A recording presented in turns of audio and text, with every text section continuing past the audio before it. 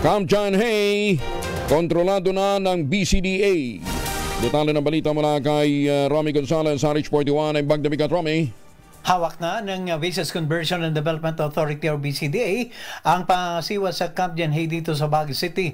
Kasunod dito sa pagbasura ng Branch 6 ng Baguio Regional Trial Court sa muling tangka ng Camp John Hay DevCo na harangin ang tuluyang pagpapasakamay sa 247 ektaryang lupain sa Camp John Hay. Kasunod dito sa pinal na desisyon ng Korte Suprema na nagbibigay ng katiyakan sa agad na pagbawi ng gobyerno sa naturang ari-arian.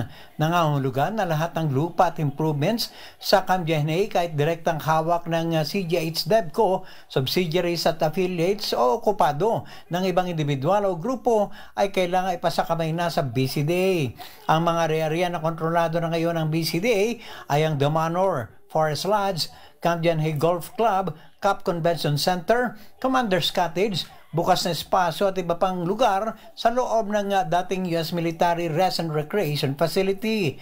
Ayon kay BCDA President at Chief Executive Officer Joshua Bingkang, ang pagbabagi ng BCDA laban sa CGA sa DevCo ay panalo ng lahat ng Pilipino dahil resulta ito na mas marami pang investment at proyekto na magpapaandar sa socio-economic opportunities at magtutulak sa pangkahalatang kabutihan. Tinayak pa niyang ng BCDA sa publiko na lahat ng negosyo ay magpapatuloy na mag-ooperate sa Camp John Hay.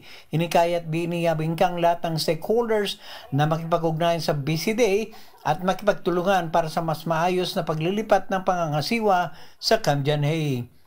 Ito si RH41 Romy Gonzalez para sa DZRH. Una sa Pilipinas, una sa Pilipino. Maraming salamat, Romy. Jose Aguina.